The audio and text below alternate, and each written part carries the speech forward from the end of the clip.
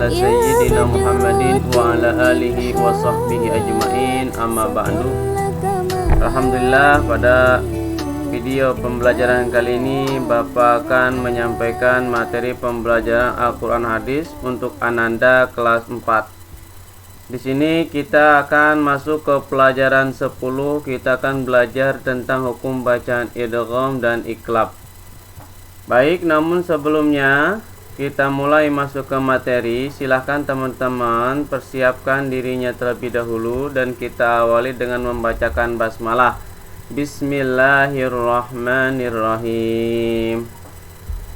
Sebelum kita memahami atau mempelajari hukum bacaan idgham dan iqlab, di sini ada tujuan pembelajaran, yang mana kita akan memahami hukum bacaan idgham dan iqlab. Yang kedua, kita akan menerapkan hukum bacaan idgham dan iqlab.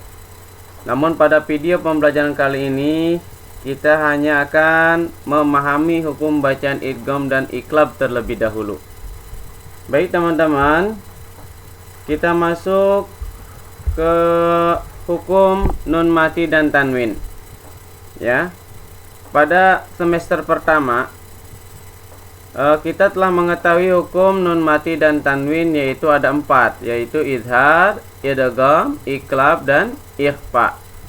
Yang mana di semester pertama kita telah belajar tentang izhar dan ikhfa hakiki. Nah sekarang jadi kelanjutan hukum bacaan nun mati. Kita akan belajar hukum bacaan nun mati, idgham dan iqlab. Jadi melanjutkan semester pertama.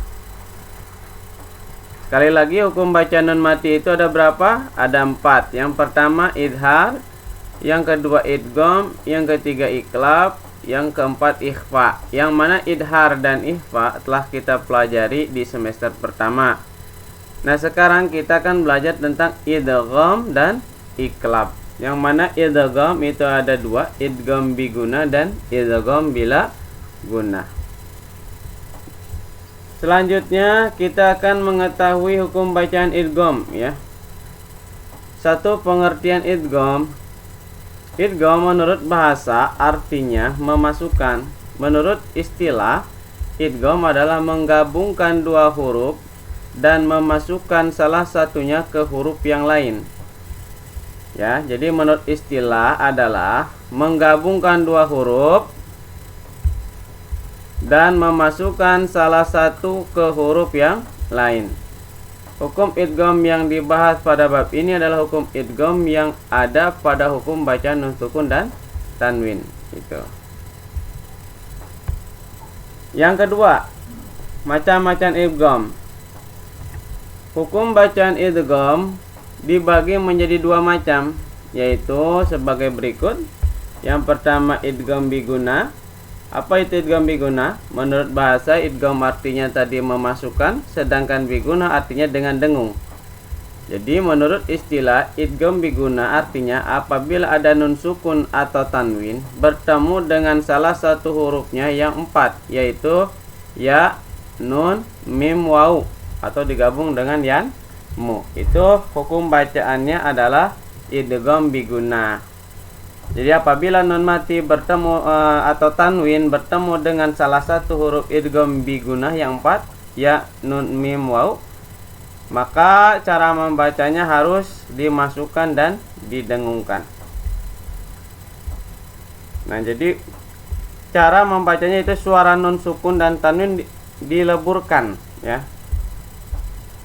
dileburkan membacanya, dan dimasukkan ke dalam suara sesudahnya, yaitu dengan didengungkan, ditekan dan ditahan 2 harakat sehingga suara nun sukun dan atau tanwin hilang. Jadi suara nun sukun tanwinnya hilang. Coba perhatikan contoh-contoh berikut. 1, ka'asbim ma'kul. Ini nun kasrah tain bertemu dengan huruf min. Mim masad. Faman ya'mal min ni'matin wujuhun yawma'idz. Pada contoh-contoh tersebut bunyi nun sukun tidak terdengar karena dileburkan atau dimasukkan ke dalam huruf sesudahnya. Pada contoh pertama yaitu kalimat ka'aspin ma'kul. Pada mulanya ya ka'aspin dibaca ka'aspin dan ma'kul menjadi ka'aspin ma'kul. Jadi dileburkan suara nun atau tanwin kasroh tainnya didengungkan dan ditahan. Begitupun pada contoh-contoh selanjutnya. Silakan teman-teman perhatikan. Yang kedua kita akan masuk ke idgham bila guna. Idgham artinya memasukkan, sedangkan bila guna artinya tanpa dengung. Jadi idgham bila guna apabila ada nun sukun atau tanwin bertemu dengan huruf lam atau ra, maka hukum bacanya adalah idgham bila guna. Jadi huruf idgham bila guna itu ada dua ya teman-teman, yaitu lam sama ra. Nah, cara membacanya tanpa dengung, dimasukkan ya dengan memasukkan atau meleburkan suara nun sukun atau tanwin ke dalam huruf sesudahnya. Contoh ya, mir rabbihim itu tanpa dengung, Ghafurur Rahim, faman lam yajid khairul lakum, gitu. Perhatikan contoh 1 dan 2, suara nun sukun atau tanwin tidak terdengar, hilang karena dimasukkan ke dalam huruf ra. Dan kalimat mir rabbihim pada mulanya dibaca min rabbihim menjadi mir rabbihim. Begitu pula pada lafaz Ghafurur Rahim pada mulanya dibaca Ghafurun Rahim kalau dipisah-pisah. Baik teman-teman, kita masuk ke pelajaran atau ke hukum bacaan iklab. Pengertian iklab menurut bahasa artinya membalik atau mengganti.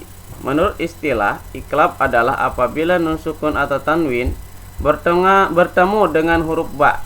Jadi huruf iklab itu ada 1, ba. Maka suara nun sukun atau tanwin diganti atau dibalik menjadi suara mim sukun. Iklab namanya. Ya, contoh ya, contoh. Perhatikan contohnya. Wa anta hillum bihadza wa ma yanbaghi lahum kalla la yumbadanna awanum baina dzalik. Pada contoh-contoh tersebut bunyi nun sukun atau tanwin diganti dengan suara mim sukun. Begitu pula suara tanwin kasrah ya, kasrah tain, fathah tain dhamma tain diganti menjadi am, im, gitu, bila bertemu dengan huruf ba. Perhatikan contoh nomor 1 dan 2, mim ba'dihim. Pada contoh 1 mulai dibaca min ba'dihim menjadi mim ba'dihim. Begitu pula kalimat wa anta hillum bihadza. Pada mulanya dibaca wa anta hillun bihadza menjadi wa anta hillum bihadza. Baik teman-teman, ini saja video pembelajaran kali ini. Semoga bermanfaat. Dan baca kembali bukunya. Untuk tugasnya teman-teman kerjakan kegiatan siswa 1, 2, dan 3 yang ada di dalam buku paket, kalau gak salah halaman 123 ya. Dikerjakan 3 kegiatan siswa dan dikirim melalui foto berupa foto melalui WA. Sekian dan terima kasih. Wabillahi taufiq wal hidayah. Wassalamualaikum warahmatullahi wabarakatuh.